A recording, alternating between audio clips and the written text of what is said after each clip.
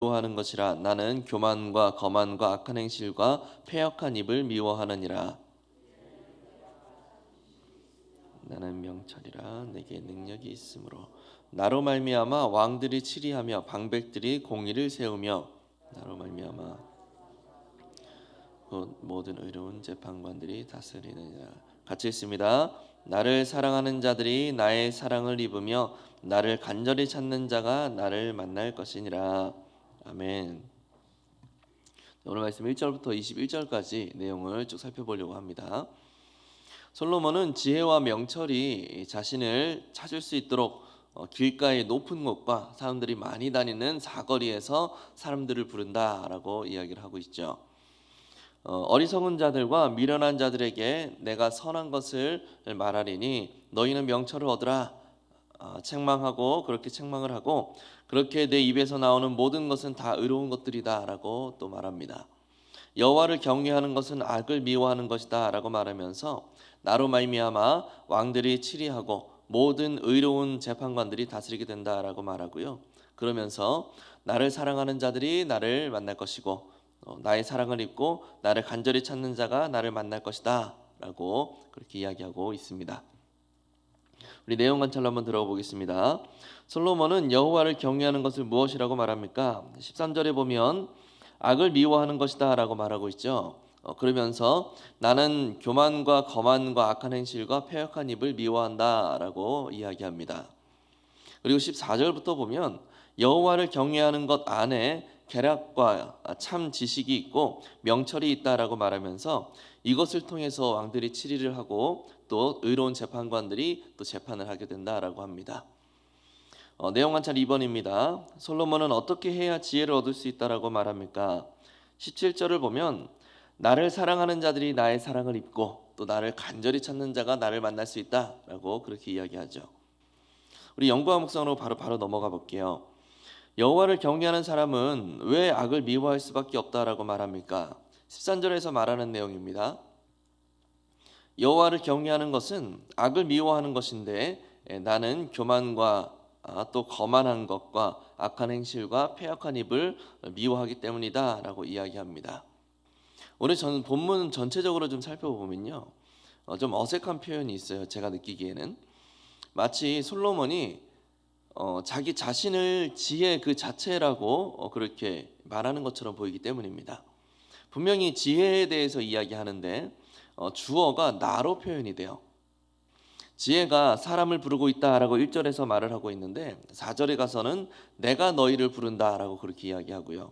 또 7절에서는 내 입이 진리를 말한다라고 말하고 있고 또 내 입술은 악을 미워한다라고 말해요. 또 하나님을 경외하는 것은 악을 미워하는 것이다라고 말하면서 나는 악한 것을 미워해라고 그렇게 또 이야기하고 있죠. 이 밖에도 계속해서 나라는 표현을 사용하고 있어요. 이것은 솔로몬을 통하여서 지혜의 근본이 되시는 하나님이 자신을 드러내고 계시는 장면입니다. 한마디로 하나님 자신이 곧 지혜시라는 거예요. 지혜의 근본이신 하나님이 그 백성들을 산 위에서 사거리에 사람이 많이 다니는 사거리에서 불러 모으신다라는 겁니다. 그 음성을 듣고 주께로 나아가는 자에게는 하나님께서 마음을 밝혀주시고 또 가장 선한 것을 가르치시고 온전한 길로 인도해 주신다라는 거죠. 여기서 체크해야 될 것이 한 가지 있는데 1절에서는 지혜가 먼저 사람들에게 내가 여기 있어 라고 하면서 자신의 존재를 드러내어서 소리를 높인다라고 이야기하고 있고요. 또 17절에서는 지혜를 간절히 찾는 자가 지혜를 얻게 될 것이다 라고 이야기를 한다라는 사실입니다. 지혜가 먼저 사람을 찾는 건가요? 사람이 먼저 지혜를 찾아 나서는 겁니까? 지혜는 하나님을 표현하는 것이라고 했죠. 하나님이 먼저 사람을 찾아 나서시는 겁니까? 아니면 사람이 먼저 하나님을 찾아 나서야 되는 겁니까? 하나님이 먼저 우리를 향하여서 은혜의 손길을 베푸시는 거예요. 하나님께서 높은 산과 사람이 많은 사거리에서 하나님을 찾아야 한다라는 사실을 선포하시는 것이고 하나님의 뜻을 우리에게 알려주신다라는 겁니다. 우리가 절대로 놓치지 못하도록 아주 큰 소리로 명확하게 하나님의 뜻을 우리에게 알려주신다는 거예요. 소리 높여 외쳐서 누구도 그 소리를 듣지 못하는 자가 없도록 하신다는 겁니다. 그러면 하나님이 외치시는 그 소리를 듣고 하나님을 붙들고자 결단하고 주님의 뜻을 따르고자 결단하고 주님을 경외하는 모습으로 반응하는 자에게 지혜로서의 하나님의 은혜가 임하게 된다라는 것이죠. 하나님께서 여러 방법으로 우리에게 말씀하고 계세요. 우리가 부인하지 못할 만큼 명확하게 우리 안에 하나님의 그 지혜의 말씀들을 깨닫도록 하신다라는 말이죠. 때로는 주일날 선포되는 말씀으로 우리에게 깨닫도록 하시고요. 또 때로는 순모임 가운데, 또 때로는 독서를 하는 가운데서, 자연을 거니는 가운데서, 또 때로는 불신자들의 말을 통하여서마저도 하나님은 하나님의 그 뜻을 우리에게 전해 주십니다. 하나님께서 그렇게 산 위에서 소리를 쳐서 그 뜻을 우리에게 명확하게 보여주시는 것처럼 보여주실 때 우리는 그것이 하나님의 소리라는 사실을 캐치해서 깨달아서 하나님의 그 음성들에 귀를 기울이고 또 뜻을 파악하고 순종함으로 하나님을 경외하는 데까지 나아가야 된다는 거예요. 그렇게 하나님의 음성에 대한 적극성을 지닌 자들에게 하나님은 지혜를 부어주셔서 하나님을 경외할 수 있는 능력을 입도록 만들어주시고 악을 미워할 수 있는 능력을 부어주신다라는 것이죠. 즉 우리가 성도로서 악을 미워하고 선을 사랑하고 싶어하는 하나님의 뜻에 순종하고 싶어하는 그 마음마저도 하나님이 먼저 우리에게 부어주시는 선물이라는 겁니다. 우리에게서 나오는 것이 아니라는 거죠. 우리 느낀 점으로 넘어가 볼게요. 여호와를 경외하는 지혜를 간절히 찾기를 권하는 솔로몬을 보며 무엇을 느끼십니까? 오늘 본문의 글은 솔로몬이 썼지만 이 글을 통해서 하나님이 자신을 드러내고 계신다라고 했죠. 지혜를 간절히 찾을 것을 권하는 진짜 주체는 바로 하나님이세요. 하나님께서 우리 인생에 있어서 가장 중요한 것이 바로 지혜를 얻는 일이다. 곧 여호와를 경외하는 것이고 하나님의 뜻을 살피는 것이고 하나님의 뜻에 순종하는 것이다 라고 말씀하고 있다는 겁니다. 그래서 18절부터 부귀와 재물이 하나님께 있음을 밝히고 계시는 거예요. 금과 정금보다 지혜의 열매가 더 귀하다라고 말씀을 하시는 겁니다. 우리 마음이 그 부귀와 재물에 붙들려 있을 때가 많다는 거예요. 여호와를 경외해야 되는데 우리의 마음이 엉뚱한 곳에 지금 가 있을 때가 많다라는 겁니다. 그 가장 많은 경우가 정금과 금을 얻고 싶어하는 것, 거기에 우리의 마음이 쏟아질 때가 많다라는 거죠. 그래서 하나님은 너희가 추구하는 그것들의 원천이 바로 나다. 내가 허락하는 것이고 나를 경외하는 자들에게 내가 은혜로 베푸는 것이다 라고 지금 말씀을 하고 있는 겁니다. 그러니까 너희가 집중해야 될 것은 부귀와 재물과 금과 정금을 얻는 것이 아니고 지혜를 얻는 것, 곧 여호와를 경외하는 것이다 라고 말씀을 하고 있는 거죠.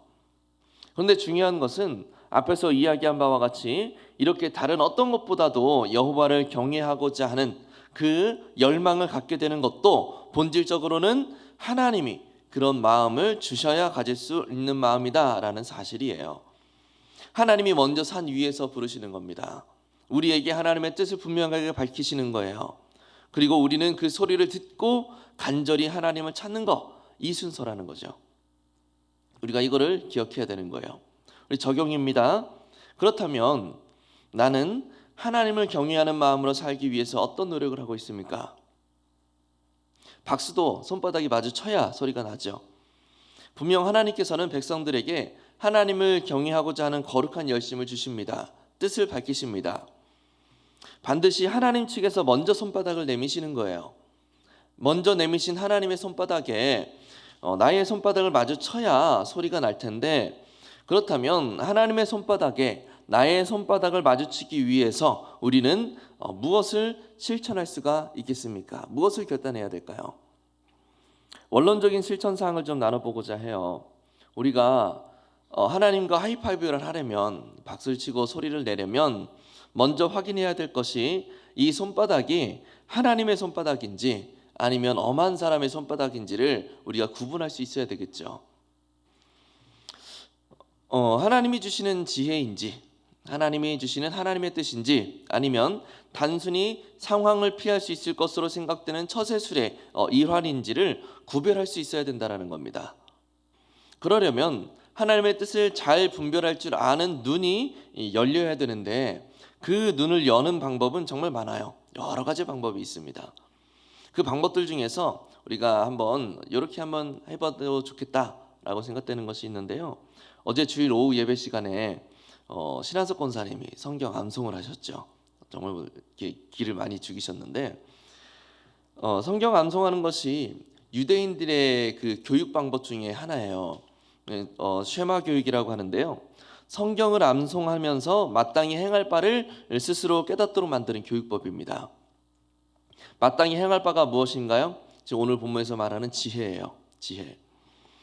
즉 하나님의 말씀을 암송하는 것이 하나님의 지혜를 얻는 중요한 도구 중 하나라는 겁니다. 그래서 우리도 주보 표지에 있는 주제 말씀들 이걸 가지고 좀 한 주간의 내 삶의 중심으로 삼는 마음으로 한번 암송해 보는 것도 참 좋겠다라는 생각이 들더라고요. 암송한 구절들이 쌓이고 쌓이게 되면 그것이 기반이 되어서 하나님의 그 지혜로서 그 말씀들이, 그 암송한 말씀들이 하나님의 지혜로서 우리의 삶에 작용하게 될 것이고, 내가 마땅히 행할 바를 알게 해주어서 악한 것이 아니라 하나님이 기뻐하시는 것 안에서 머무를 수 있도록 나를 붙들어주게 된다는 겁니다. 내가 행할 바를, 마땅히 행할 바를 알게 해주는 거예요.